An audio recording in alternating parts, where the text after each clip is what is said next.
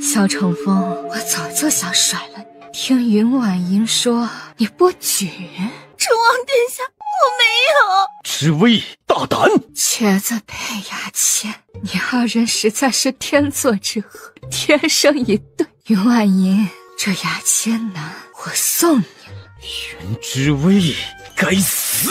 萧成风，你们不是想知道那晚的人是谁吗？我可以交代。云之微这是承受不住了，任谁都无法承受被挂在城墙上3天3夜。云婉莹，你过来，我只告诉你一人，放我低一点，不想让其他人听到。就在身躯放得很低时，身体被绳索捆绑着挂在城墙上的云之微，双足猛地在城墙上撑起，整个身体向前狠狠地拔下了云婉莹的一根发簪。你说我伤了你是吗？你做什么？那就伤的更重点吧。那簪子已经毫不留情地刺入了他的脸颊，再狠狠往下一划。云之微，你敢动我！云之微，大胆！你竟然敢伤害婉莹！我说，那一晚与我在一起的男人是萧夜景，是萧夜景。他乃当今陛下的胞弟，他权倾朝野，被先帝亲封为摄政王。云之微，你休要胡言，皇叔怎会看得上你？更何况皇叔近来一直在外替小世子寻医，本王再给你一个机会，交出本王想知道的答案。成王殿下，你为什么不信？你是害怕了吗？可那夜与我共度之人的确是萧夜景啊，你的皇叔。来啊，快侄儿，喊声婶婶听听。哦，你说那一晚与你在一起的人是本王？说好的人不在大夏了。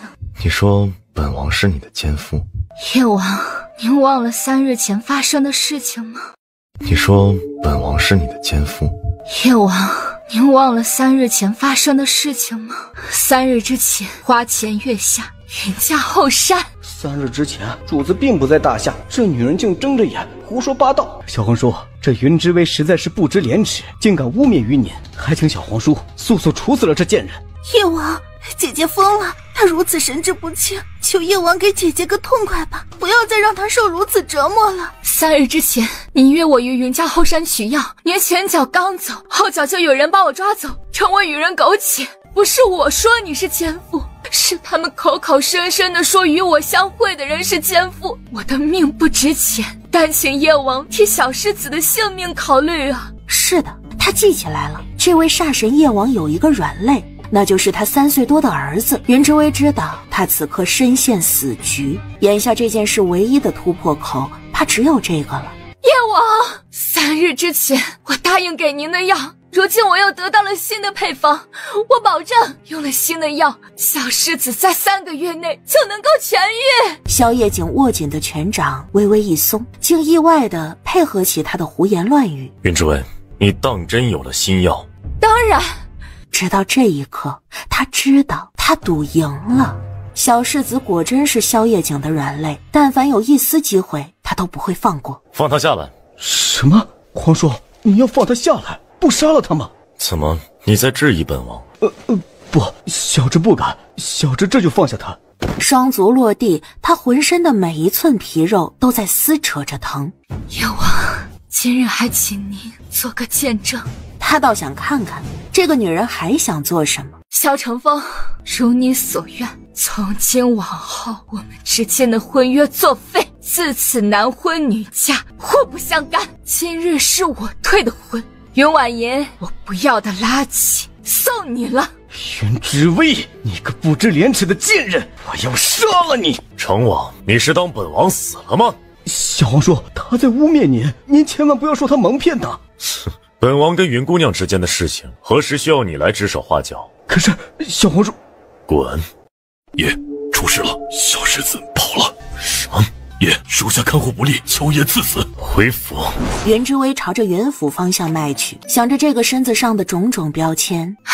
傻子啊，草包啊，真惨！放开我，放开我！没想到啊，这次运气这么好，竟然遇到这样俊俏的小公子。放过我！你要是放过我，我爹会给你好多好多银子的。小子，现在你才是金山银山呐！他这是遇到人贩子了。姐姐，姐姐救我！哪哪里来的丑女人，滚开！丑女人，这就过分了。云之薇憋着一肚子的气，完全爆发了出来，趁其不备，一脚将那人踹飞了出去。好好的一张嘴，怎么喷粪呢？既然你爹没教育你怎么做人，我来教你。臭娘们儿，你找死！云之薇摇了上去，狠狠地踹在了他的膝盖之处。姑奶奶饶命！姑奶奶饶命啊！你刚才说谁丑？我丑，我祖宗八辈都丑。哼，滚！姐姐，你好厉害！不用客气，顺手相助而已。姐姐，那你叫什么名字啊？我会好好谢谢你的。他还要说话，口中却是突然吐出了一口血。云之薇迅速将手搭在了小家伙的脉搏上，他体内竟然有隐藏的毒。可怜的小家伙，此刻俨然已经快不行了。你也是运气好，遇到了我。他的指尖落在孩子的几个穴道上，又取出了随身的簪子，刺入了男孩大椎一处。只看到小男孩剧烈的咳嗽起来，再吐出来一口血，脸色好转了一点。小孩，你家人呢？我送你回去。虽然狼狈了点，样子好像丑了点，可是真的好温柔啊，比爹爹跟府内的那些冷冰冰的叔叔好多了。姐姐，我没有家人，我没有家。姐姐，我跟着你回去好不好？你娘呢？我娘不要我了，生下我就抛弃跟人跑了。那你爹呢？我爹后来也死了，我爹坟头的草都有2米高了。姐姐，救了我就要对我负责任，你不能把我丢在这儿，我要跟你回家。哎呀，真是个可怜的小家伙。那你先跟我回去吧，治好了我再给你送回来。但是要记住，乖乖听话，不能乱跑，不然会惹来麻烦的。哦，对了，你叫什么名字？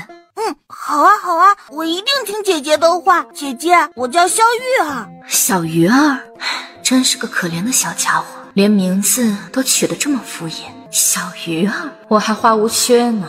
姐姐，是我没有保护好你，以后我一定将你保护住。傻弟弟啊，以后不会有人欺负得了我们了，姐姐也不会再被任何人欺负了。真好，姐姐跟以前一点都不一样了。对了，姐姐，那个小孩是……一个无家可归的小可怜，先在这里住一阵吧。而此时的叶王府气压低成了一团。找到了吗？爷，没有。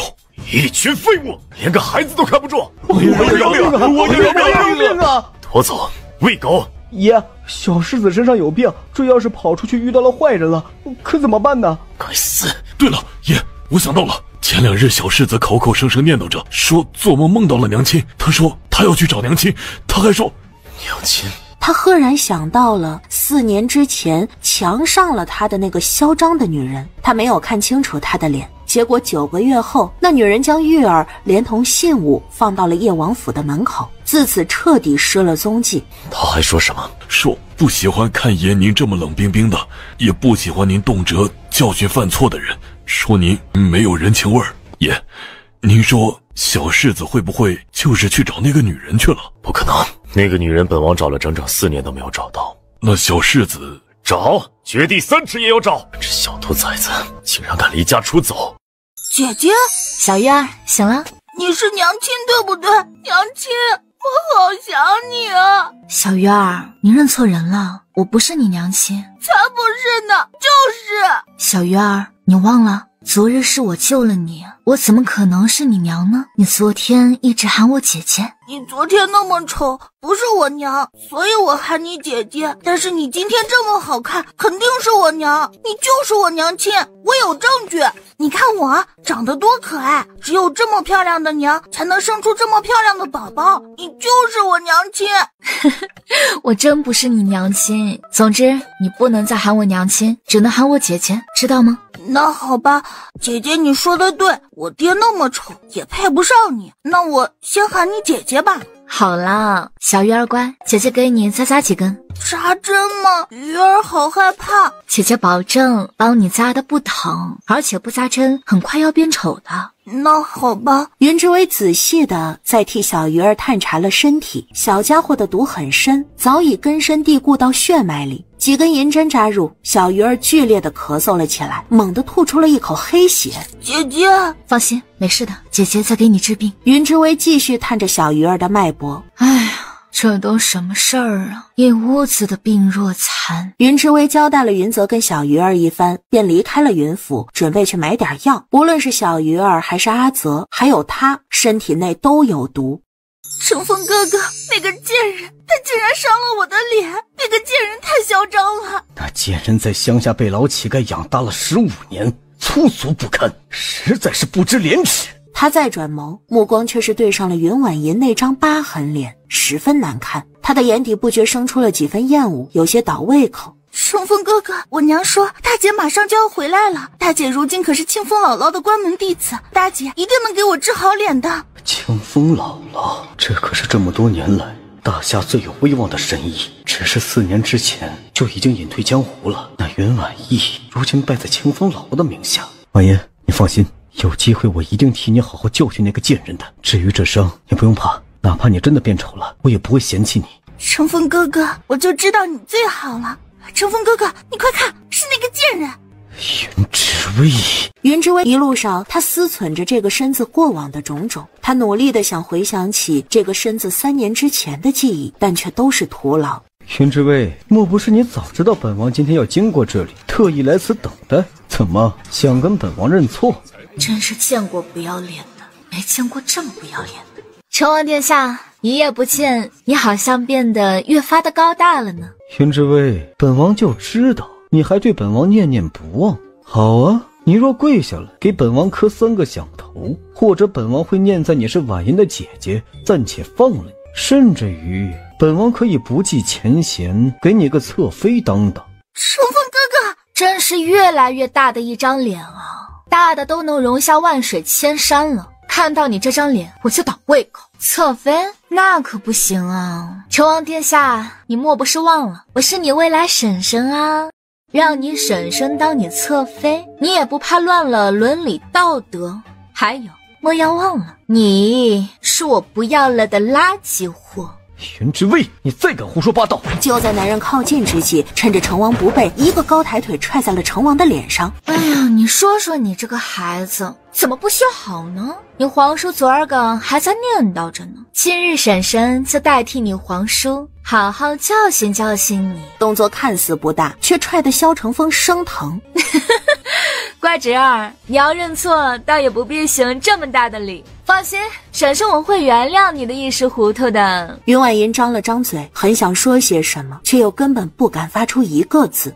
云之薇，本王原本想着只要你给本王磕几个头，这件事就这么过去了，现在休想！哎呀，成王殿下还想给我磕头谢罪啊？乖侄儿给皇婶婶磕几个响头也行。不顾萧成风的意愿，云之薇直接压住了萧成风的脑袋，咚咚咚的往地上磕。云之薇，好了，乖侄儿就不用再客气了，你这几个响头，皇婶婶我接受了。云姑娘好生嚣张啊！云之薇简直无语了，怎么每次这种情况，这位摄政王都能亲自到场，总是能抓到他利用他名头的事情。云姑娘好大的派头啊！业务王，让乘风喊你小黄婶儿是吗？有一丢丢误会。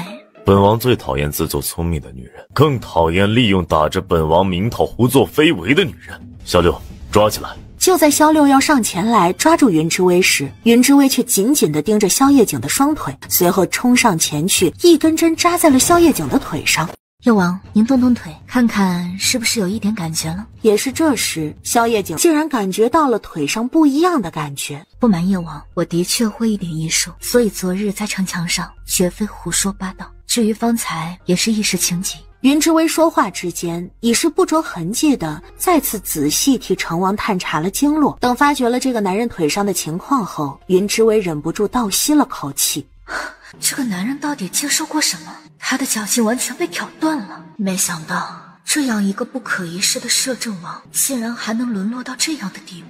带走。夜王府，你说你能治本王的腿，可以试试。你可知道欺骗本王会是何等下场？王爷，您是被人挑断了脚上的经脉，对吗？声音寄出，整个房间的气息瞬间凝固了。他们隐约记得上一个妄议王爷双腿的人，好像被剁碎了喂狗了。这个女人惨了。谁想到萧夜景只是紧紧地望着云之薇，所以我能治，只要王爷给我1个月的时间，只要您能配合我治疗，我保证1个月后您能够站起来，甚至能够健步如飞。好，本王给你个机会。王爷，裤子脱一下。你说什么？放肆！你们傻啊！不脱裤子，我咋给你治疗？萧六萧八过来，将叶王的裤子朝着上方卷起，露出了里头的双腿。看着那双腿，云之薇指尖的动作不由一顿。他万万没有想到，叶王腿上的皮肤就没有一处完整的，裸露在外的肌肤大大小小的覆满了伤疤，全然找不到一处光洁的位置。心知萧夜景为何要戴着面具不肯见人了。也许脸上也是这样。云之薇取出了随身的针包，顺着摄政王的腿处扎在了他的腿上。与方才在外头扎针的不同，这一次叶王感觉到腿上的酥麻感更加的明显了。王爷，现在我只能先给您这样做前期的准备工作，等放松的差不多了，我会给您接经脉。接经脉？他是经脉断了，自然要接经脉。王爷放心，我有把握的。萧夜景震惊地望着云之薇，这是传言之中的袁二小姐，一直是个一无是处的草包，怎会有如此水准？王爷相信我吗？好。云之薇，若你所说给你3个月的时间，若是治不好，本王将你千刀万剐。这男人戾气太重。云之薇伸出腿，狠狠地踹了踹叶王。怎么样，有感觉吗？放心，我不会让你失望的。每3天治疗1次，半个月后我给您接经。好，那我就等着。对了，王爷，您家小世子呢？他记起昨日他答应了叶王要给他家小世子看病的，声音落下，再度满屋子的低沉，所有人都不敢喘息分毫。云之薇心脏咯噔一响，难不成小世子没了？小六，送客。阿泽哥哥，你说姐姐是我娘亲吗？怎么可能？我姐姐都还没有成亲呢。没有成亲就不可以生孩子了吗？有规定一定要成婚了才能生娃吗？这倒没有。那就是啊，阿泽哥哥，让姐姐做我娘亲好不好？不行，会坏了我姐姐的名声的。你想啊，外面的坏蛋那么多，姐姐直接做我娘亲，跳过了成亲生子，直接有一个这么可爱的宝宝，多好啊！这话好像也不是没有道理。以前姐姐被那个成王殿下哄成那样，最后沦落到那样的下场，还是远离男人的好。而且我家有好多好多的钱呢。钱？小鱼儿，你不是孤儿吗？是的，我爹爹以前有好多好多银子，我一个可怜的小宝宝也看不住那些银子。阿泽舅舅，你们帮帮我好不好？不然那些坏蛋会来抢的。钱不钱的不重要，重点是小鱼儿你的安全。我答应了，让我姐姐做你娘亲。你家到底有多有钱啊？那么多，有好多呢。阿泽舅舅，我就叫你小舅舅吧。虽然少年才只13岁，但听着这软糯糯的呼喊声，竟瞬间觉得整颗心都要化了。尤其是有好多的银子啊！要是有了那么多银子，看谁还敢欺负他跟他姐姐。小鱼儿，下次你带我去看看那些银子，我给你买糖吃。好哎，谢谢小舅舅。云之薇还在里头炼解药，他全然不知道外头的2个小兔崽子已经给他彻底卖了。等他将解药制作完毕，就看到大小2个屁孩正头对头的说着什么。过来吃药了。云之薇将2碗解药分别递给了他们。小鱼儿虽然嫌苦，但是一想到这是娘亲给他的，还是一股脑儿的都咽了下去。慢点，别呛着。姐姐娘亲做的东西真好喝。姐姐娘亲，云之薇忍俊不禁，却也只当童言无忌，再没有跟他争辩了。只不过看着这小鱼儿，他又不觉眯起眼来，想到了叶王府的人。哎呀，那位浑身是伤的叶王，还有那早死的小世子，唉，真惨啊。云之薇走后不久，萧八就再前来，将方才外头探查到的有关云之薇的事情一一说与萧夜景听。这云家有点意思。是啊，这女人胆子也够大，竟然敢跟爷您叫板，这还是第2个敢跟您叫板的女人了。之前那个女人呢？可有蛛丝马迹？那个女人，当提及这几个字时，萧八的脸色不觉一变。主上，您说的是清风姥姥，还是当年那个强上了您的？不。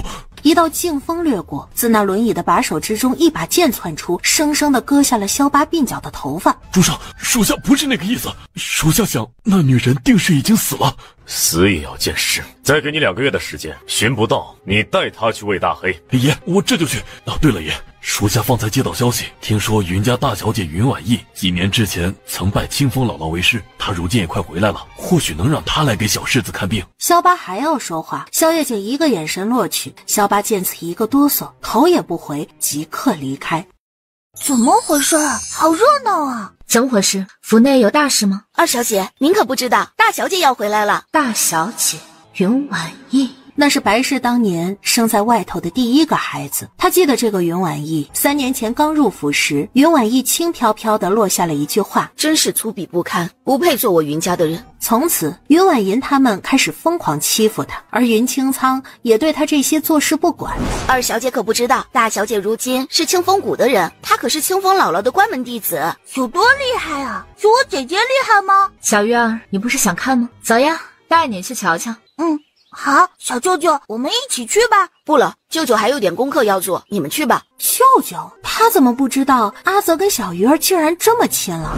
婉意，娘的好孩子，你总算是回来了。这4年真是苦了你了，清风谷学艺一定很辛苦吧？娘亲好担心你啊。娘，孩儿携程归来了。身侧的云清仓十分满意地望着这个女儿，眼底无尽骄傲。他真无比庆幸当年果断将白氏跟他的孩子接过来，也无比庆幸将那个灾星送了出去。哎呀，我说今日怎么这么热闹？原来是大姐姐回来了，怎么都不喊我出来迎接呢？这声音是小贱人。大姐，你都不知道，二姐最近太嚣张了。婉意，别胡说，你二姐这么多年受了这么多苦，她做什么我都不会怪她的。可她实在是太过分了。二人惺惺作态地高声叫喊着。说完了吗？下一刻，他却是毫不留情地冲上前去，从那白氏的脑袋上将发簪摘了下来，又生生地自耳朵上取下了耳饰。云之薇又拽过他的手，蹭着他的皮肉，生生地退下了他的镯子。云之薇，你放肆！却见云之薇又抬手，竟狠狠地撕扯下了他身上的衣裳。云之薇，你做什么？你好生歹毒啊！歹毒？我还能更歹毒一点。白姨娘，你莫不是忘了我说过的，要你们将我娘的东西都归还于我？逆女，云之薇，你做尽了丢人现眼的事情，又伤害婉银，早知你歹毒至此，就该让你死在外头。你给我滚出去！云老爷怕不是搞错了，当年这座宅子乃是我娘吕氏初次购入，若是说要滚，怕是你滚出去才比较合适。混账东西，谁给你的胆子敢对我这么说话？白氏哭得梨花带雨，却还是假惺惺地冲上前去。老爷，孩子不懂事儿，你别跟他一般计较，而且他才刚被吊在城墙上那么久，他身体受不了的，我也不会怪姐姐的。云老爷莫不是忘了昨日我说的，要准备好我娘亲的所有东西。我娘吕氏当年出自大夏第一富商，嫁给了你这么一个一穷二白的穷书生，是我娘初次购入了这个宅子，也是我娘对朝廷的贡献，才得以发展至今。若无没有记错，白柔柔身上穿的戴的都是我娘当年留下来的东西，现在我这个做女儿的要替我娘取回属于自己的东西，有何不妥？够了，云之薇！他伸出了手腕，露出了身上的疤痕。现在就心疼起你的外室了。你看看你亲生女儿的身上、手上，哪一处不是被她虐待的？云老爷，那会儿怎么不见你去惩罚他们？做人呐，不要太双标啊！之薇，我都不知道发生了这些，而且就算真的有什么误会，你早说呀！你怎么能扯我衣服呢？我已经告知你要将我娘的东西一并送来，现在你全挂在身上，难道不是给我取的？我再说一次，云国公、白柔柔，烦请一会儿将我娘所有的东西送到我的院子里去。记住了，就这半日，所有的产业与财产我都要见到，否则后果自负。谁给你的胆子？那就算叶王吧，给叶王治腿，收点利息，不为过吧？就在这时，他的目光瞥见了在云府后头探头探脑的小脑袋，他目光落在小家伙的脸上，云清仓一口气几乎提不上来。他曾经有机会见了一次叶王府的小世子，好像就长这个样子呀。不许暴露我的身份，不然我父王会很生气的。顿时满心要喷薄的怒气再也无法喷涌出来，全都泄了气。这臭丫头跟叶王有关系，而这个小子，叶王府封锁了小世子失踪的消息，他并不能完全确定那是不是小世子，可他暂时不敢赌。老爷，行了，送就送，都是一家人，别在这里闹了，一点误会让大家看笑话。肉肉，一会儿你就将东西都清点了，送到微微院子里去。老爷，云之薇也意外地看着他，云国公明明心里很不爽，却还是硬生生地憋了下去，到底是为何？摄政王的名头真好用。白姨娘看来不愿意，既然如此，那我要去问问摄政王了。怎么可能不愿意？微微你放心，半天时间就清理完了，送到你院子。好，那我等着。白姨娘，希望你不要让我亲自去取。受了教训后，这次白氏的效率高太多了，只小半日的功夫就将所有的资产明细以及账本全都送到了云之薇的院子中。夜幕降临，云之薇在油灯之前仔细地翻看着账目。说说吧，他怎么喊你舅舅的？姐，小鱼儿家有好多银子呀，有这么多银子了，以后就没人敢欺负你了。放心，你姐会让你过上好日子的。不过姐，我发现小鱼儿跟你长得是有2分相似，我记得你3年前才被接回来，小鱼儿正好3岁多。姐，你瞎说什么呢？没听小鱼儿说吗？他娘跑了，爹死了。阿泽，明日起你早起陪我练武。他总觉得这个身体是个练武的好苗子，虽然什么都不记得了，可是矫健的四肢动作以及脑海之中时不时的蹦出的一些招数，云之薇断定这个身体或许练过武功。好，我一定好好练，成为绝世高手，这样我就可以保护姐姐了。次日一早，鱼儿可有消息了？有人看到他被2个人贩子掳走，后被一个女人救了。小世子当时很开心，爷，小世子肯定是安全的，这是小世子偷偷让人送来的信，说自己很安全。爹爹，我有很重要的事情要做，安全勿念。萧月景看着那跟狗啃一样的字，眉头稍松。兔崽子，送，挨家挨户的送。云之薇没想到此次出来还有意外收获。云之薇踏入了春风医馆，才刚入内不久。主子，4年了，你总算回来了。主子，4年了，你总算回来了。红儿就知道，只要在这里，你一定会来找我们的。姑娘，你在跟我说话？主子，4年前一别，你就再未出现过。红儿没想到你竟然去了云家。红儿姑娘，你认错人了。怎么可能认错？红儿见过您的真颜，也记得您的声音。4年之前，您说有一群人来追踪您，想要夺您的古衣典籍，您将我们安置妥当，这一走就再也没有了消息。古衣典籍，巨大的信息量扑面而来，云之薇一整个愣住了。主子，难道忘了从前的一切？我就说嘛，主子怎会4年都不来寻我们呢？主子您看，这是属于我们的独特印记，这是您8年前收留我的时候亲手替我刻上去的。云之薇看着那印记，她赫然想到了自己肩头的那片鲜红，当时她还以为是胎记，现在看来不是。那我到底是谁？您就是清风姥姥啊！云之薇有太多的问题想问，却在这时外头有人敲门。云之薇，第3天了。云之薇点头，将该取的药材取走，随后道：好，来了。这是云之薇第2次来叶王府，等替萧夜景扎完针后，如何？这股松麻感觉较之于上次越发的厉害了。云之薇，你哪里会的医术？哎呀，这人在江湖飘，总得学点技能防身，不然在云家那样的环境下，早被万箭穿心弄死了。云之薇，下次每隔3日自己前来，莫要让本王亲自去请你。好。云之薇环视了四方，又见整个房间整个院子都冷冰冰的。叶王，虽然这府内人没了，但是您还是要热爱生活啊。下次我给你带点花花草草点缀一下吧。这叶王府有点太冷清了，也算是给您作伴。萧月景有些听不明白云之薇的话语，但是想到她也遭受了那么多，却还能保持对生活的热爱，想着这个女人所经历的一切，好似跟自己有几分相似啊。可以。也不知道父王找不到我会不会太着急，不过父王一定收到了我的信件了吧？只要收到，肯定就不会伤心了。小鱼儿，小舅舅给你做了好吃的糕点。小鱼儿，你吃了舅舅的东西，那你可以告诉我你父王的银子在哪里了吧？小鱼儿这2天总说要把银子给他保管，阿泽尤其卖力，他的小手掏啊掏，最后从兜里掏出了5两银子。就这。对的，阿泽哥哥，你不喜欢这些钱吗？嫌银子少吗？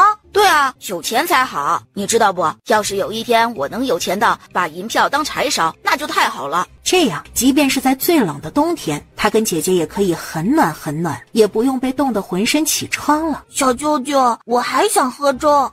好。阿泽再出去的时候，便见院子内已经没了人。小鱼儿，小鱼儿，你不要过来！你要干什么？你这个好坏的老太婆！你想干什么？放开我！你说什么？你喊我什么？长得好老，难道不是老太太吗？小子，你再喊一遍，你试试！对不起，老婆婆，我知道错了。我问你，你跟云之薇什么关系？她是你娘？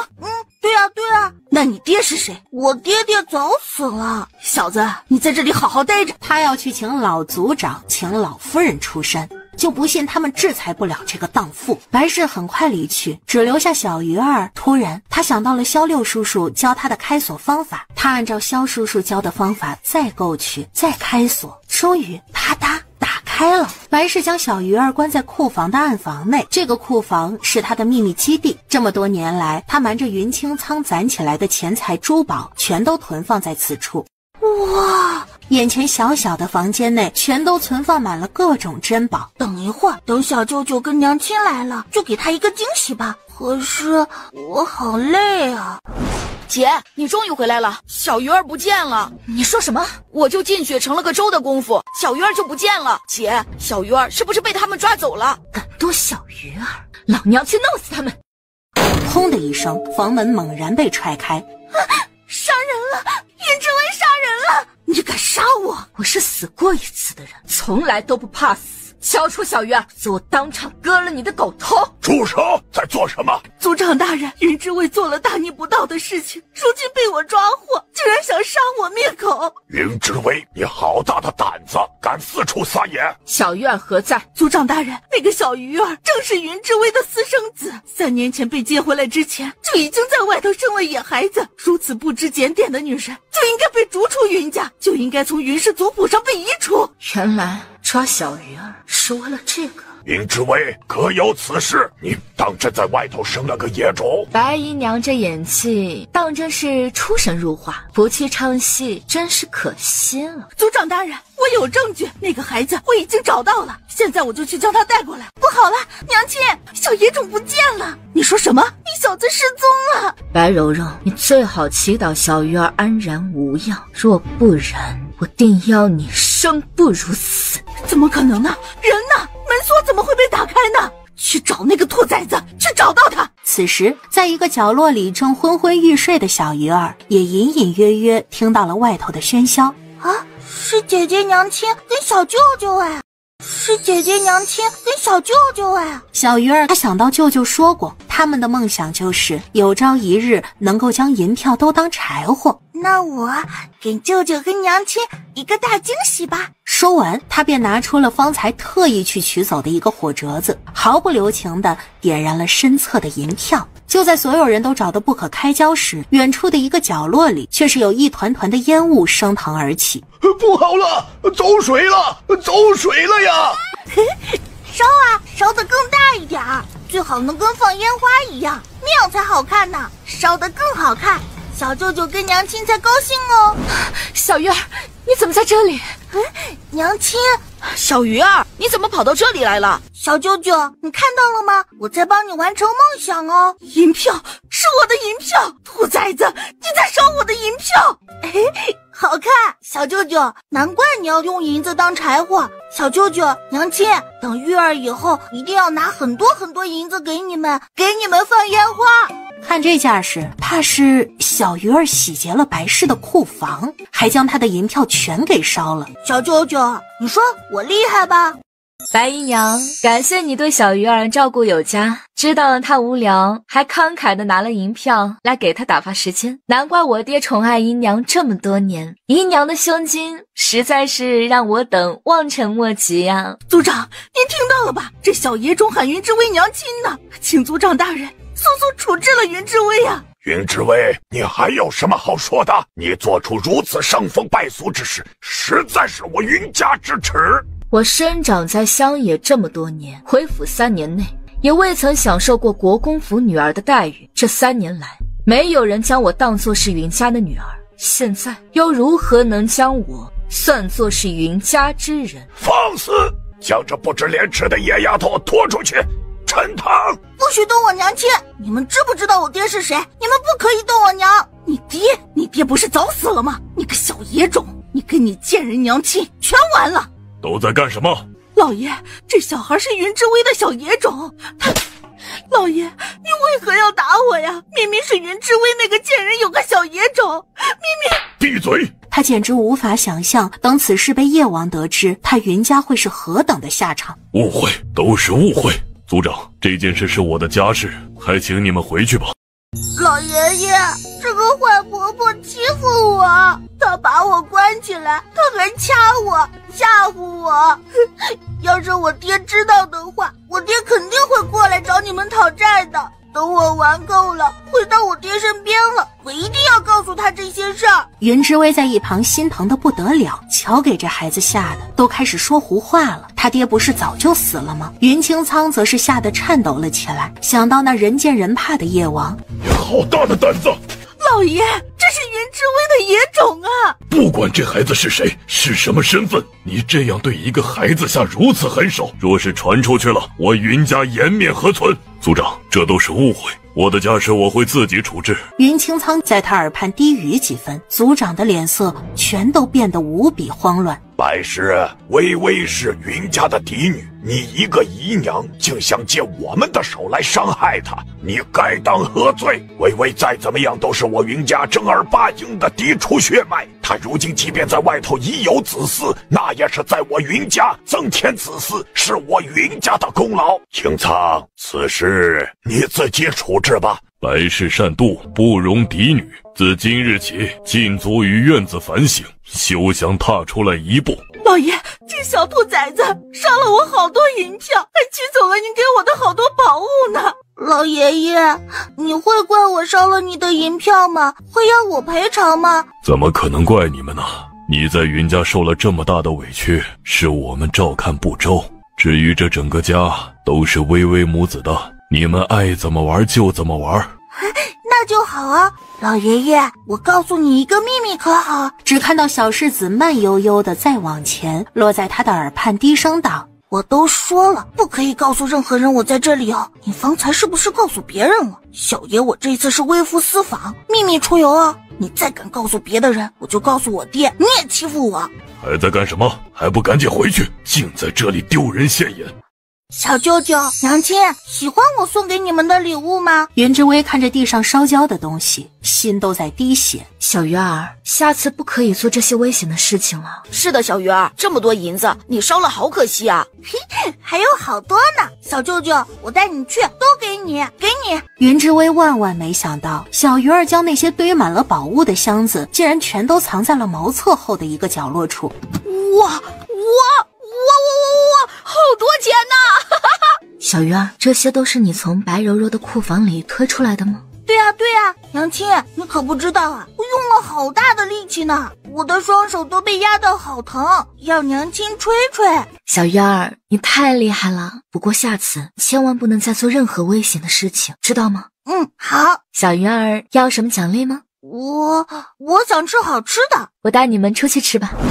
小鱼儿一脸纠结地望着路上来来往往的人潮，他这么下去，那爹爹找到他了可咋办？娘亲，我要这个。小鱼儿，戴面具干什么？我长得这么可爱，万一有人把我偷走了可怎么好呢？云之薇想到第一次见到小鱼儿时的情景，可怜的小家伙，有心理阴影了吧？放心吧，小家伙，有我在这里，没人敢欺负你的。楼外楼，小鱼儿吃得很畅快，阿泽也狼吞虎咽着。姐，我从来没有吃过这么好吃的东西。小舅舅，不能哭啊！我爹爹时常教导我，男儿流血不流泪，顶天立地的男子汉是不可以哭的。哼，我才没有要哭呢，只是这个菜有一点点辣罢了。那也要憋回去。每次我要哭的时候，我爹都让我憋回去，不肯我掉眼泪。云之薇见此，又一阵心疼。这么小的小家伙，从小都经受了什么？再抬头，却在看到小鱼儿这个模样时，邪门了！小鱼儿戴着面具的样子，怎么就让我想到了夜王那个男人？乍一看上去，竟好似夜王的缩小版。小鱼儿，你方才说你爹是……糟糕，差点露馅了。要是娘亲知道爹是那凶巴巴的夜王，一定也不会那么喜欢我的。小鱼儿瘪了瘪嘴，不愿多说，只是十分伤心的样子。唉，罢了，死者为大，不提也罢。他就说那个冷漠的夜王才生不出这么软萌可爱的小宝宝，就是可怜了那夜王府的小世子了，才3岁多吧，就早夭了，真可怜。吃饱喝足，他们启程回去。娘亲，你等我一会儿啊，我马上就来。云之薇跟阿泽就要跟上。不行，娘亲，我要送你一个礼物，你之前救了我，我要给你定情信物。定情信物不是这么用的。为啥？定我们母子之情不可以吗？这话好像听起来也没啥大毛病。小家伙迈着小短腿去了一个不远处的铺子。这个娘亲肯定会很喜欢的。叔叔，给你银子。摊主接过银子，正要找零，小鱼儿却又偷偷地取出了一封信件。叔叔，不要找了，你帮我把这封信再偷偷送到夜王府，剩余的就给你当做跑腿费。夜王府？对呀，拜托了，叔叔，如果不送到夜王府，跟我娘都会没命的。夜王府的后院有一个狗洞，你就塞到那里就好了，不会有任何人发现你，抓到你的。好，我给你送。爷，小世子又来信了。等打开信件，看到信件上的内容，萧夜景鼻子都要气歪了。只看到信件上依旧用歪歪扭扭到极致的字写着：爹爹，我在努力的帮你娶到娘亲，爹爹勿念，我很开心。娶这个字可能还不太会写，涂涂画画了好几遍还是写错了，但萧夜景到底认了出来。兔崽子，书都读到狗肚子里了，真给老子丢人！送信人呢？跑了。这都能让他跑了？干什么吃的？是被塞在后院的狗洞，我们发现的时候，那人刚好跑了。想来小世子也是从那里爬出来的。爷，您别担心，看小世子这样子，在外头应该很开心，肯定是很安全的。兔崽子，犯了天了，把狗洞封起来！这一巴掌下去，萧夜景又是眉头一皱，只觉一股淡淡的痛意。爷，是不是真的有一点感觉了？不可胜张。太好了，爷，那云姑娘未免也太厉害了吧？这是第几天了？爷，才第2天呢。怎么过得这么慢？嘿嘿，你笑什么？嘿嘿，我笑爷铁树开啊不，腿上有知觉了。再笑一下，老子把你丢过去喂狗。虽然，但是真的还是很想笑啊。萧夜景靠在轮椅上，脑海之中浮动起了云之薇的身影。那个女人怎会有如此通天本事？哇，好香啊！二小姐，二少爷，快趁热喝吧，燕窝凉了就会sinh气的。云之薇眯了眯眼，看着翠柳若有所思。姐，喝吧，没事儿。3个人纷纷端起了里头的粥，美滋滋的享用了起来。只等所有粥都吃完了，翠柳替他们插好了花，随后收起了食盒。二小姐，二少爷，那奴婢就先行告退了。去吧。姐，那粥真的没问题吗？没什么事，你们在这里好好待着，先不要出去，我过去看看情况。他瞥了一眼放在一旁的海棠花，唇角扯开了几分残忍。是的，单喝那粥是没什么问题，可那粥内下了一种无色无味也无法检测出来的药，若是配合着那海棠花上散发的味道，足可让他们半个时辰内就昏睡。哼，这样的玩法，我5岁那会儿都觉得幼稚，真是个大菜鸟。此刻，翠柳完成了任务，没有离开，而是寻了个靠近云之薇院子的地方，似在安排等待着什么。翠柳，你在这做什么呀？二小姐，他还要再说话，云之薇却已是指尖一动，一把药粉从他的身上散落，落在了翠柳身上。下一刻，云之薇又以银针刺入了他的头部。翠柳的双目开始变得朦胧恍惚。说，白柔柔要你做什么？说，白柔柔要你做什么？夫人，她要我在这里等待着，等她发出讯号，就放火烧了这个院子。你要帮白柔柔烧死我们？不错，等吃了那碗粥，在海棠花下，很快就会昏睡。那药的药效很强，能让人昏睡1天1夜。烧死云之薇和云泽很简单。这件事，夫人母子几人全都知晓，是三小姐提议的。他以古籍1典上记载的方法，此刻以银针操纵住了翠柳的神智。他神色动了动，却是取出了一颗药丸，递给了翠柳。去给云婉莹服下，就说是云婉意给的美颜丹，在外头等消息。白氏发出消息，你就如法炮制，也烧他。王爷，您总算回来了。可是小世子有消息了。王爷，您要找的人找到了，他就跟着云家二小姐，是云家二小姐将他带走了。云之薇，当真？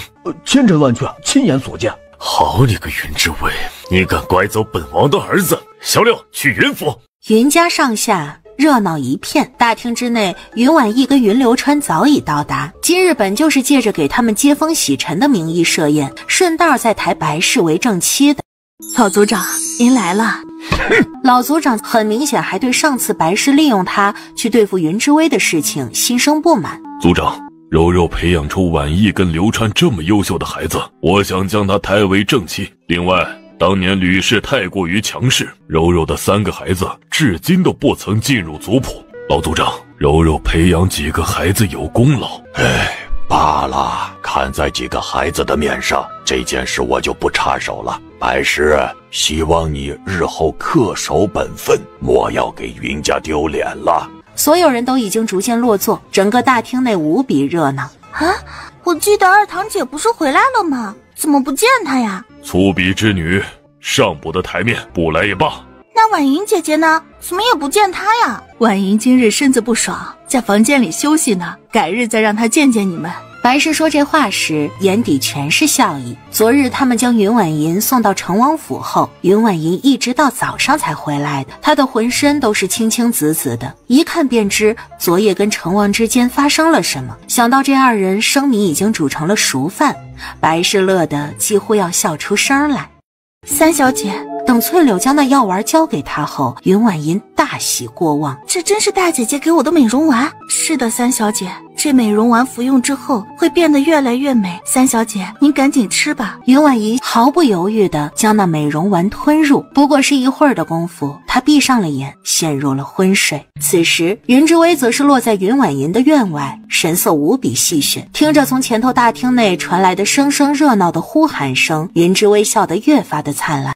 他走过了前庭后院，再去了一趟厨房，赫然看到给老族长独一份的饭菜内加了一些东西。老族长本身身体有恙，吃的东西需要单独来做。看着饭菜里的东西，再联系起白氏要烧死他们，云之薇俨然已经猜到了白氏他们的计划了。这怕是要利用这场宴会一石二鸟啊！云之薇瞳色动了动，随后却是再取出一点药粉，洒在了老族长的吃食之上。白氏，你这么费尽心思，我又怎能不顺水推舟帮你一把呢？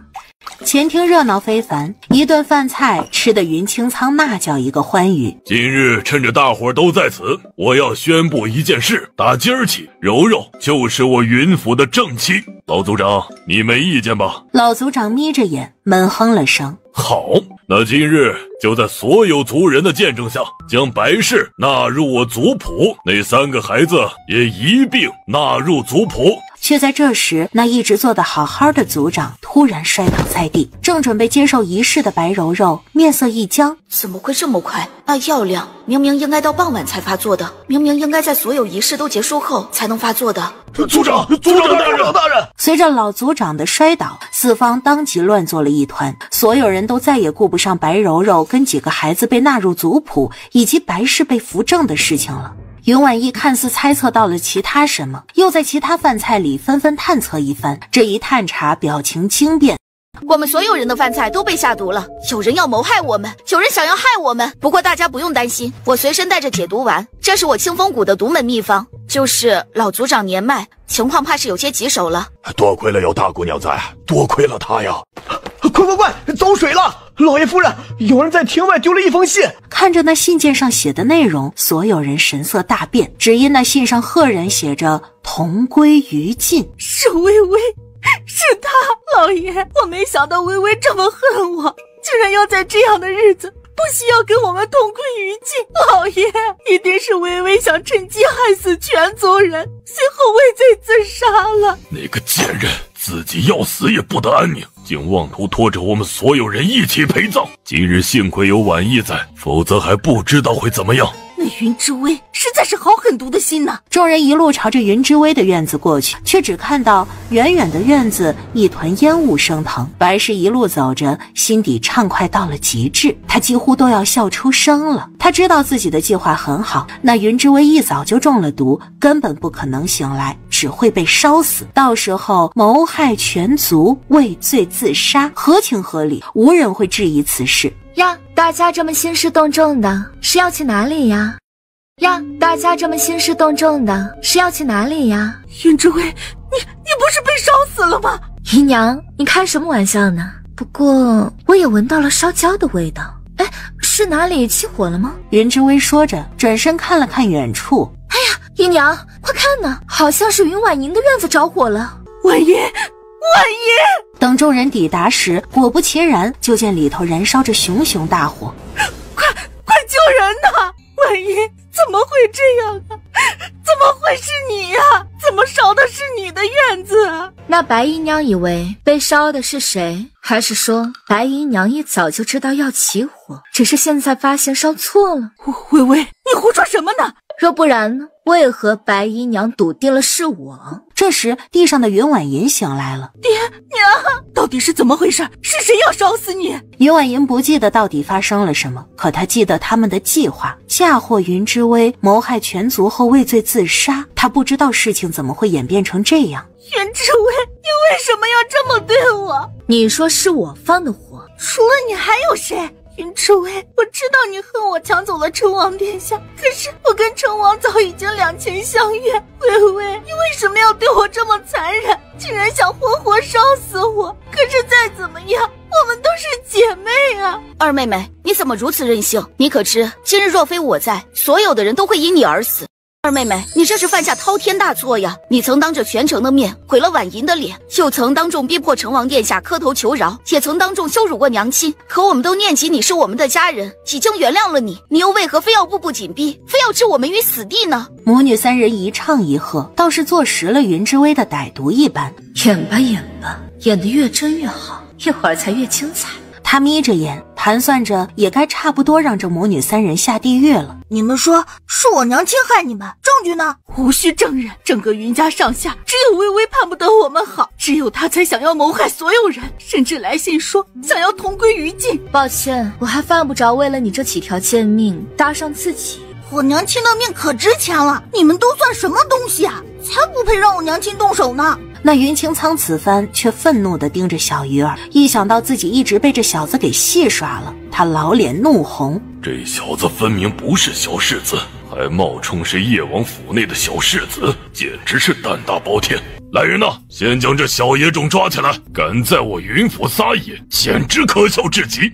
老爷，叶王来了，已经进来了。云清仓呼吸一滞，眼睛瞬间亮了。婉意呀，昨日我前去告知了叶王，说你就是清风姥姥的弟子，没想到叶王真的来了，你一会儿可要好好表现呐。云婉意的整颗心脏全都已经提起来了，若是真能嫁给这叶王，可比嫁给任何一位王爷，甚至比成为皇帝的妃子还要尊贵。叶王，那我爷来干嘛？云国公，你云家今日好生热闹。完蛋了，王来了！看着自己失踪多日的儿子，现在跟见了鬼一样的躲在了云之薇的身后。原本他以为自己在见到小鱼儿跟云之薇时，应该会很生气的。可远远的看着那一大一小两个身影，萧夜景竟发觉那二人的身影是那般的和谐。发生什么事了？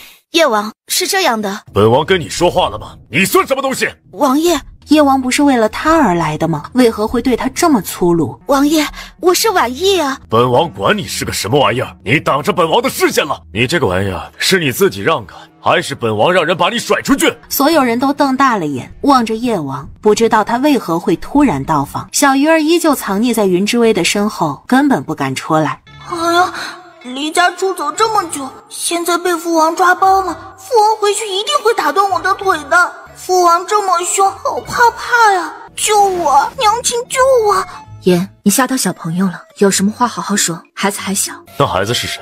这是我从路上捡回来的小家伙，王爷至此无辜，若是他不小心冲撞了您，还望爷您见谅。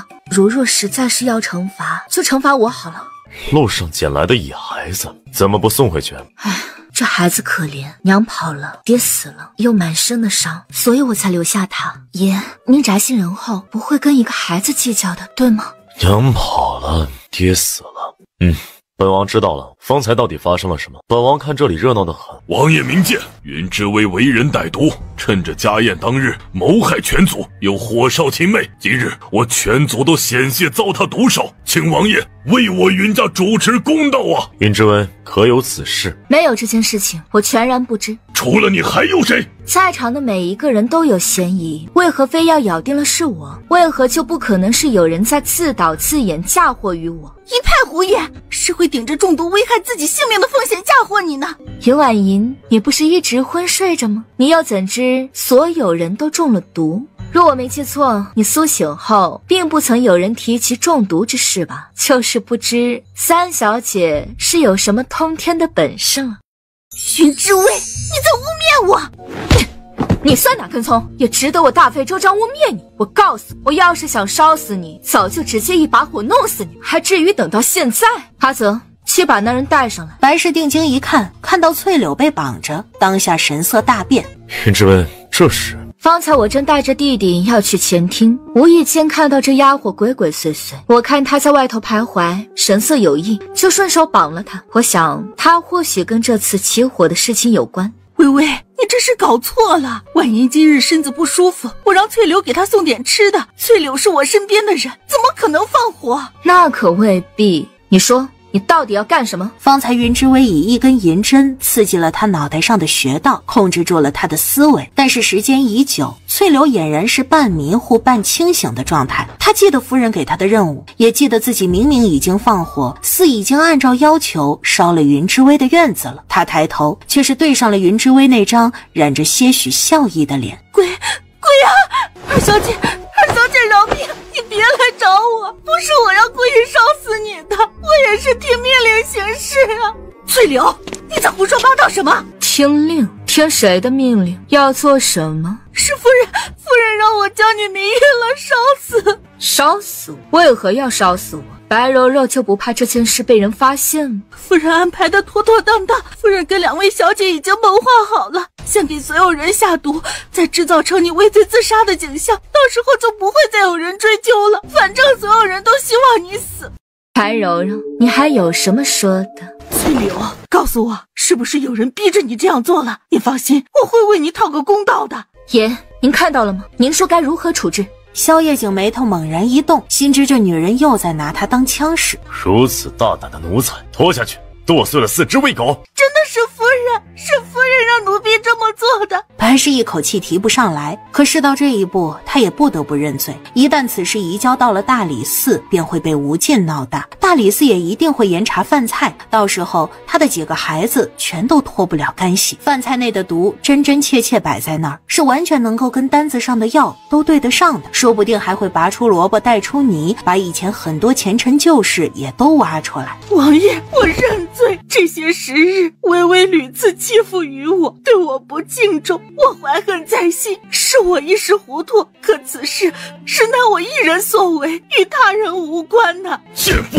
亏我还想将你抬为平妻，原来你如此品行低劣，如此歹毒。因为你，今日几个孩子险些都要蒙受不白之冤。是我糊涂。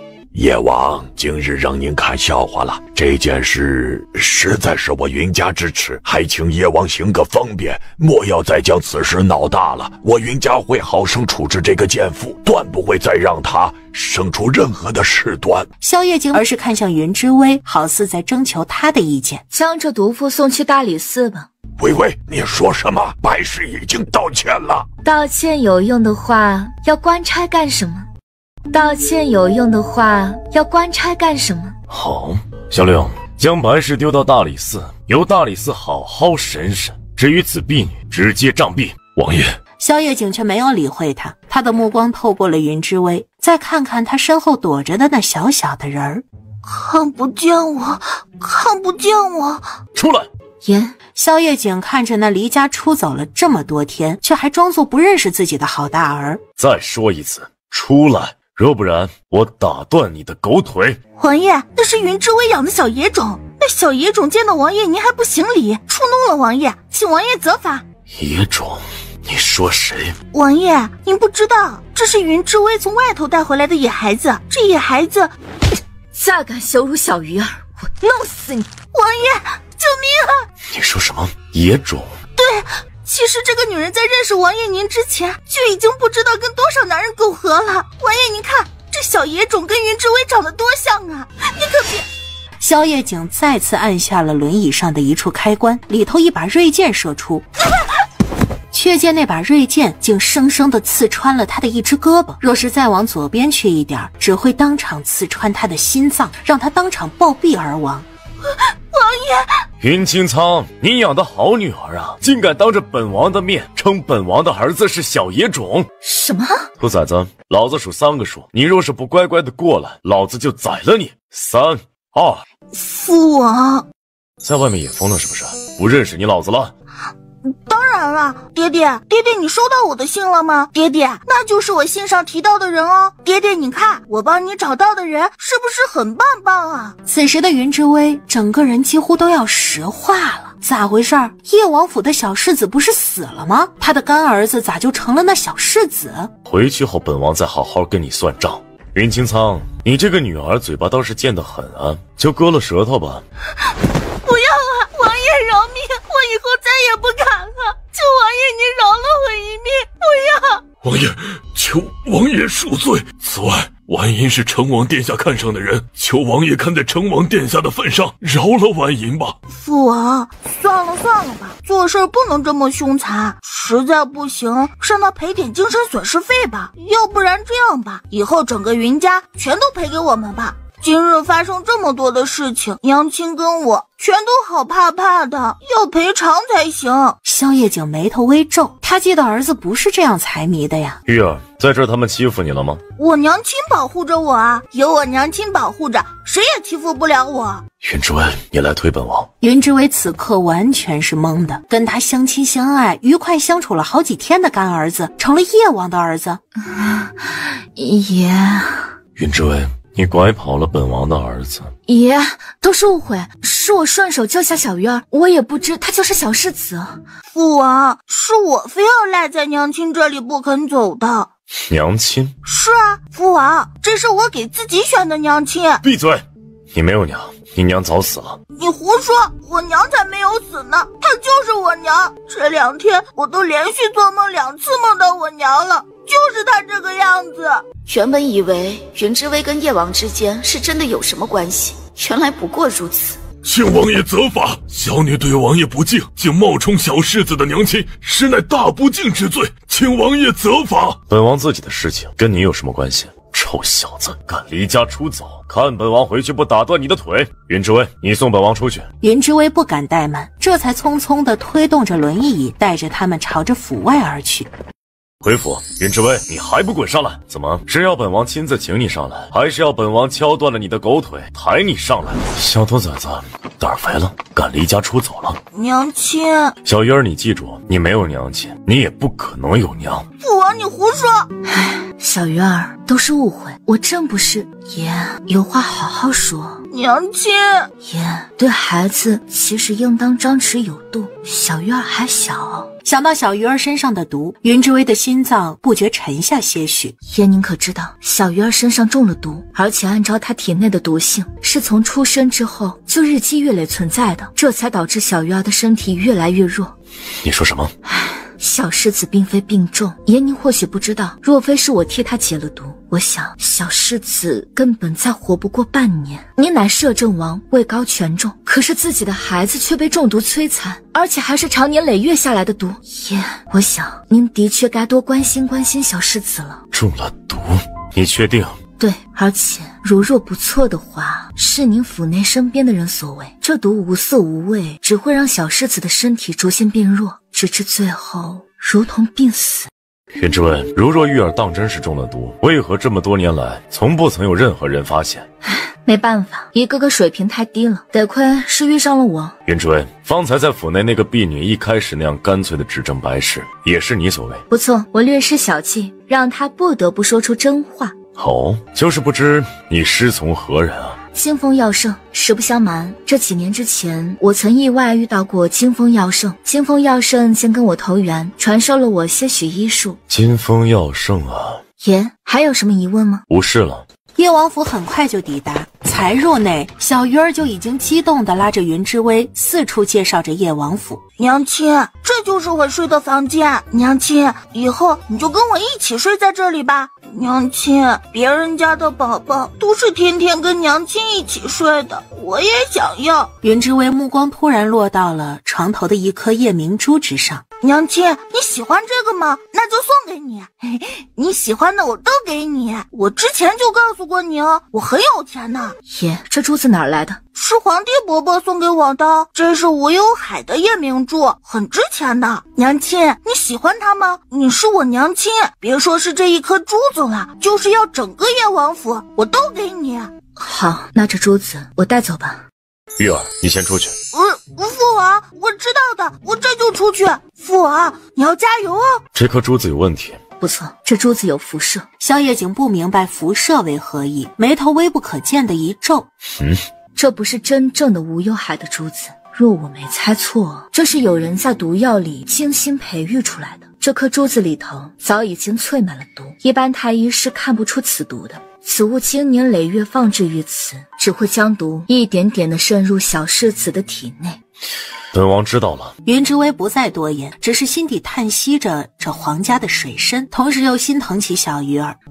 好了爷，我再给您看看腿。他再以银针刺入了萧夜景的腿上，此时萧夜景分明能感觉到腿上的感觉越来越重了。萧夜景眯着眼看着跟前在他腿上扎针的女人，他的心底再浮过一道异样的心思。云之威，从前本王跟你可是见过，本王总觉得你似曾相识。应该没有吧？爷，好消息，有当年那个女人的消息了。当年的那个女人，如今总算找到了有关她的蛛丝马迹了。你说什么？娄公子来了，他有了那个女人的消息了。爷，外头都在说你又被一个乡下来的女人给染指了，所以我紧赶慢赶才赶了回来。我还担心一爷您的性格会想不开，看来啊，是我多想了。找死！开玩笑，开玩笑。爷，还来真的呀？你不是一直在找当年的那个女人吗？如今总算找到了些许蛛丝马迹。云之威眉头皱起，他可不想再听到更多的机密了，知道的越多，死得越快。爷，我先出去。若是没记错，这还是第一个靠近爷的女人啊。爷，这云儿姑娘好像挺有意思的。若不想活，可以明说。你说的当年那个女人，找到什么线索了？爷，您给的那位玉佩，我们查到了，这玉佩竟来自清风谷。如若不错，那个女人定是清风谷的弟子。清风谷？你说那个女人来自清风谷？对。怎会来自清风谷啊？娄公子，莫不是搞错了？不可能搞错的，我天下第一楼拥有全天下第一手情报，只是那清风谷实在是太神秘了，纵使我天下第一楼，竟也探寻不到半点消息。但是我确定以及肯定，那个女人就是出自清风谷。不过，能那么嚣张的把严宁给睡了，还生下小玉儿的女人，普天之下应当也只有清风谷的人敢这么做了吧？唉，实在是无法想象啊！英明一世的爷，您竟然能被一个女人给抢了。本王这3年来，全天下寻找名医、寻找清风谷的人来给玉儿看病。那个女人不仅抛弃了玉儿，明明出自清风谷却不露面，却宁愿眼睁睁地看着玉儿去死。爷，也许当年那女子或也有什么苦衷啊？这天底下应该不会有一个女子能眼睁睁地看着自己的孩子去死吧？没有吗？爷，是属下僭越了。不遗余力寻找清风谷，寻找那个女人。不遗余力寻找清风谷，寻找那个女人。若能寻到，格杀勿论。爷，玉儿呢？我听说她失踪了一阵子才被找回来，她现在身体怎么样了？不用担心玉儿，这小子能跑能爬，好得很，敢跟本王对着干了。阿言，本王再有个任务交给你，查一查当年皇兄赏给我的那颗无忧海的珠子。是。继续找那个女人的下落。娄君言不敢怠慢，应声离去。爷，萧夜景却是眯着眼看着前方，他脑海之中一直拉紧的一根弦，终于砰的一声彻底断裂。爷，云姑娘，你快过来呀！爷出事了！他这是怎么了？爷从前有一些不好的经历，每次想起来就会变成这样，但是爷已经太久没有发病了。云之薇迅速探上了他的手，只觉他的双掌如寒冰一般冰冷。去死！你杀不死我的，杀不死我的！想杀我吗？来呀！我不怕你，不怕！小六，过来跟我一起按压住他。云之薇这时一根银针已经毫不留情地落在了他的身上，萧夜景这才浑身瘫软地落在了轮椅之上，再也无法挣扎着起身。你想杀我是吗？来呀！本王弄死你！云之薇知道夜王这是应激性创伤心理障碍。滚！你再过来，本王弄死你！你也想来害本王吗？你也想杀本王是吗？小夜景，我在给你治病，你要是想死，我可以送你去死。我在给你治病，你要是想死，我可以送你去死。治病？可笑！所有的人都想杀我，也想杀玉儿。本王跟玉儿一样，都是被抛弃的。所有人都要我们死，你也要抛弃我们的，你也一样。没有抛弃你们，没有抛弃玉儿，你是我的病人，我不会抛弃任何一个病人，我会竭尽全力将你们治好。你松手！他一边说着，一边以银针落入了他的太阳穴之处。随着他的银针落下，萧夜景当真好似一点点的平息了下来。真的吗？自然。我不信，你立字据画押，本王才信，否则本王要你死。行，立字据。小六，你去写下字据，我来画押。云姑娘，这字据咋写啊？就写我发誓不会抛弃夜王和玉儿。画押，不然本王现在杀了你。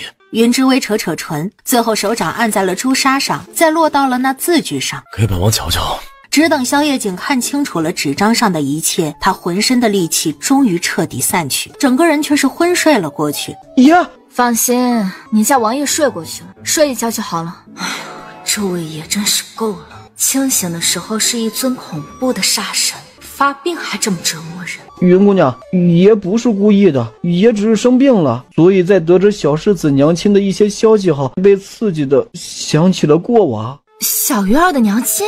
小鱼儿的娘亲不是已经死了吗？云之薇记得坊间都在传，当年给夜王生下小世子的那个人被夜王扒了皮晒干了。其实爷并不是外头传言那般，爷并不是坏人。云姑娘，今日多谢你了。这是安神丸，等爷醒来后服用。若下次再有发病的迹象，赶紧给他服下，定能缓解症状。小六公子，若无其他事，我先回去了。娘亲，你跟父王商量的怎么样了？商量什么？商量做我娘亲定成亲的时间呢？若不然，你们为何要支走玉儿呢？小鱼儿，我是真的很喜欢你，若不然，你日后喊我干娘，如何？看来父王跟娘亲之间还没有谈拢啊。要不娘亲，你带我私奔吧。小鱼儿，你这个想法有点危险哦。反正父王也配不上你，不如娘亲你偷偷带我走。我听父王他们提起过，我家和姐姐就跟人私奔了，出去跟人过神仙眷侣的日子了。娘亲，好不好啊？小鱼儿，不能这样，你父王知道了会伤心的。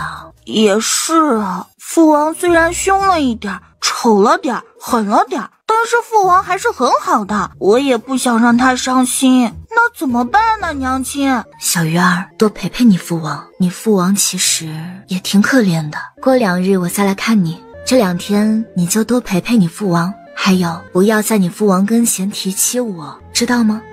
好，那娘亲你先回去吧，我知道你还有很多事情要处理。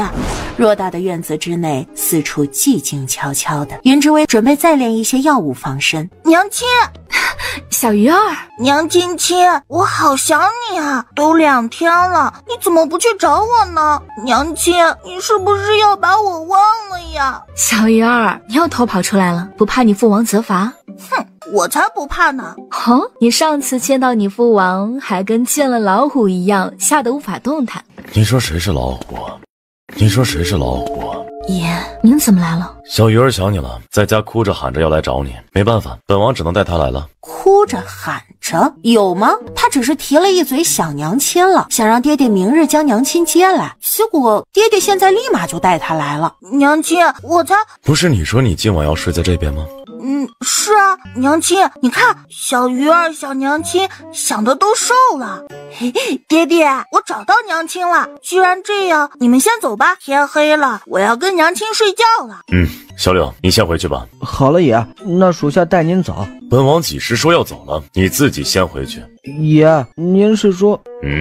是爷，属下这就离开，绝对不打扰爷您的好事。爷，小柳离开了，一会儿我送您回去。本王几时说要离开了？云之薇，本王的儿子都在这儿，本王怎能丢下儿子自己离开？小鱼儿是本王的独苗，是本王的命，本王的命都在这儿，你还要本王去往何方啊？对啊，娘亲，爹爹要跟我一起住在这里的。父王，娘亲要对我们负责的。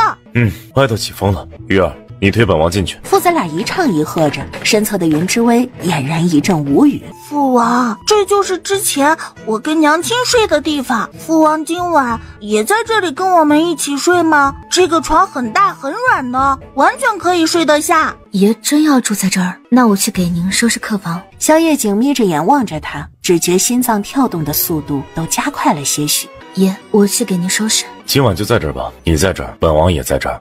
今晚就在这儿吧，你在这儿，本王也在这儿。爷，这不好吧？孤男寡女共处一室，传出去怕是不行，会有损名节。名节？当初你说本王是你的姘头时，考虑到本王的名节了吗？可是爷，云之薇，你不是说过要对本王负责的吗？莫不是现在反悔了？那也不行，您要留在这可以，要么就打地铺，反正你休想。云小姐，本王记得你从前对我说，就在近日接金脉，叶王府人多口杂，本王特地让萧六送本王来你这儿让你动手。如你所说，最近本王腿上的感觉越来越强烈，算算时间也差不多今天可以接了，所以本王特地自己来找你了。原来您是要接经脉呀？不然呢？云姑娘，你以为是？原来这个一直强悍嚣张的女人也有这样的一面。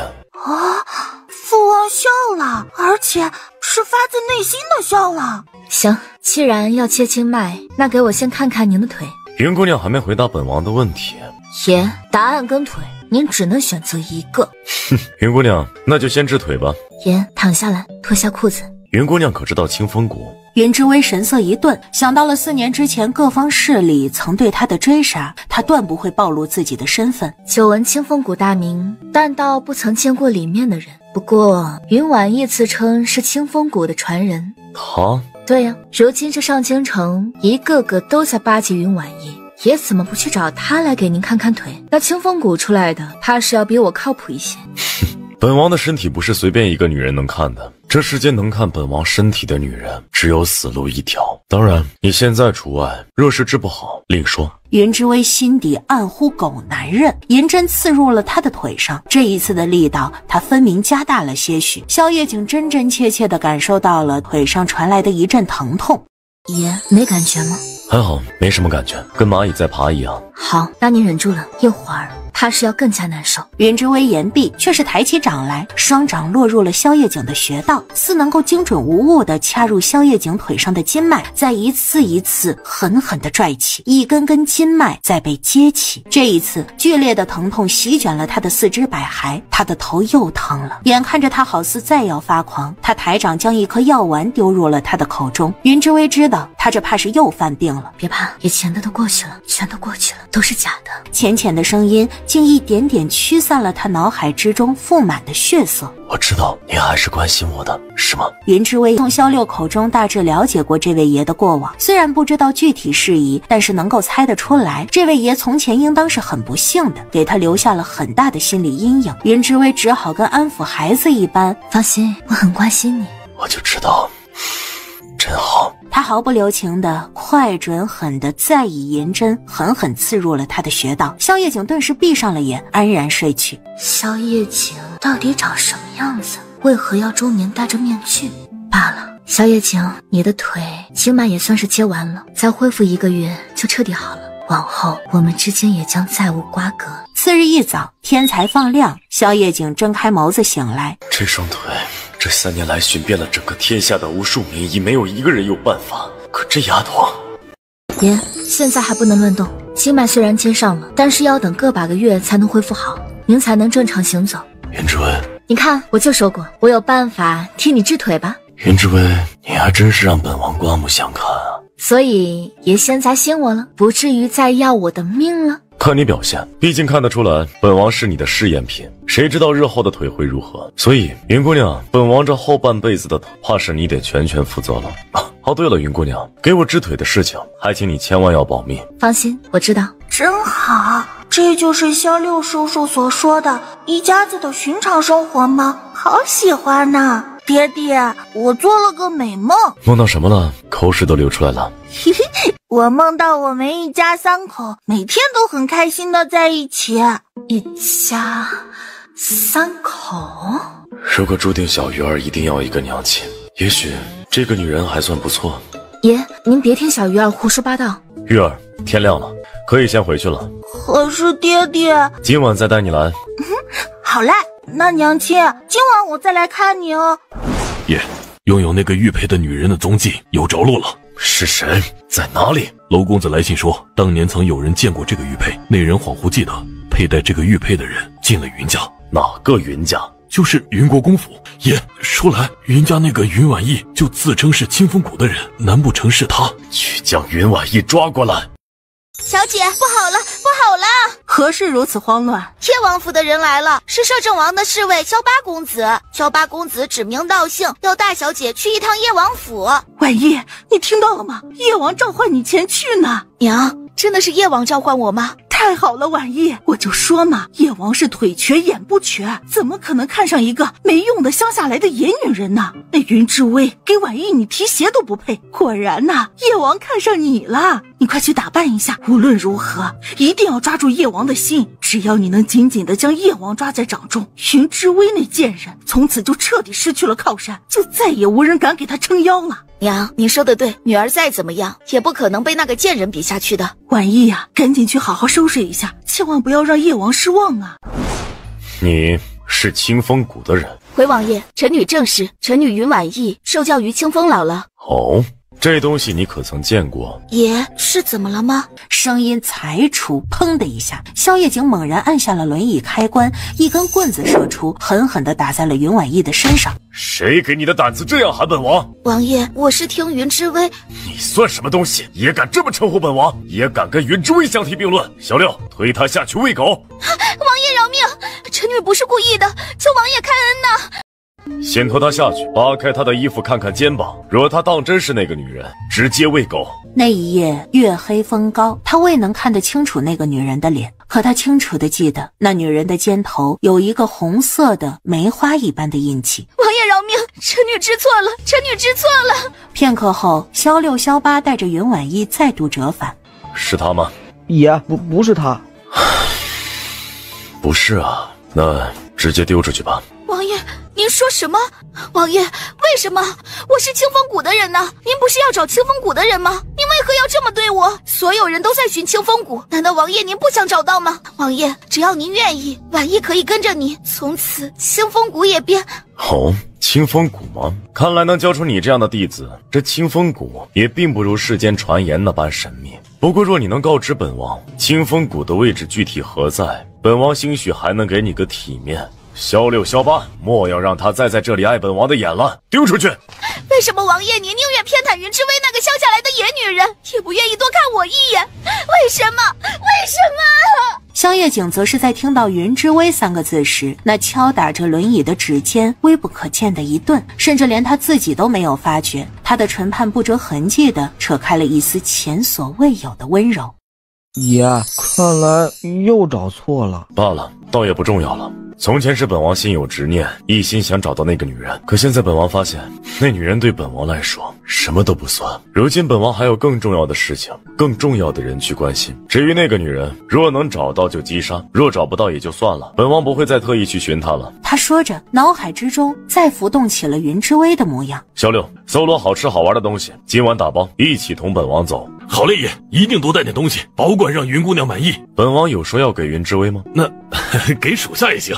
哼，赶紧收拾去，在院子里种点花草树木吧。本王觉得那凤凰花和海棠花就不错，就在这院中种满了。那个女人已经不止一次地说起过，叶王府四处太过沉闷单调，想来若是种上凤凰树和海棠树，往后她再来的时候，应当会很欢喜吧。老六，你看到了吗？爷好像变了很多。爷从前最厌恶一切颜色，他说世间所有好看的东西全是虚假的，全是歹毒的。如今爷的心性变了呀，这是好事啊。那云姑娘或许真的是来拯救爷的，总算能将爷拯救出来了。夜幕渐渐降临，主子，你可算是再来了，红儿差一点以为又要被你给抛弃了。抱歉，红儿姑娘，最近事情太多了，没有顾得上这里。那主子不会再抛下我们，突然又消失不见了？看来几年之前的他还真是突然莫名的失踪了。不会的。云之薇对自己的身份实在是充满了好奇，他甚至一度怀疑自己是不是其实早就穿越来了，只是这4年之间失去了从前的所有记忆。红儿，你这里有我以前留下来的东西吗？我想看看。在呢，主子，您留下来的东西红儿全都保存着，就等着你回来了。您跟我来。等云之薇踏入这密室，看到里头的一切时，已然倒吸了口气。这个密室竟然布置的跟前世我的实验室有5成的相似。这是……主子，您难道也忘记这里了吗？当年您在清风谷的时候，就将自己的屋子摆成这样。您说这是你的研究室。后来几年前，我们搬到了春风医馆，你也在这里设了一个简单的研究室。清风谷在何处？还有，我是什么时候开始摆设研究室的？我可怜的主子，你真的什么都想不起来了吗？您当年说您6岁的时候就一直在改造您的研究室，一直改造了整整3年，终于改造完成。红儿，我当年还留下了其他什么吗？主子，这是您过去花6年的功夫一直在研究的。只看到那张纸张上所记载的，赫然是自己前世在华夏时一直在研究功课的难题。他彻底确定了，他就是真正的云之薇。只不过这4年之前，他忘却了过往所有的记忆，他误以为自己是才穿越过来的。此时那坐在轮椅上的男人却是按压了下轮椅两侧的把手，紧接着浑身用起了力量，继而却是慢悠悠地扶着那栏杆站了起来。眼前的萧六萧八全都不可思议地瞪大了眼。爷，你呢？站起来了！明明只是简单的站立，却仿佛耗尽了他全身的力量。他腿上的筋才刚被接上，只能站立一会儿，但是重新回到椅子上，萧夜景却是微微扬起了笑来。爷，是云姑娘给您治的腿吗？萧夜景淡淡地闭上了眼睛，他的脑海之中浮动起了云之薇的那张面孔。本王腿在恢复的事情不可告知任何人，这一次本王不会再处于被动了。你怎么来了？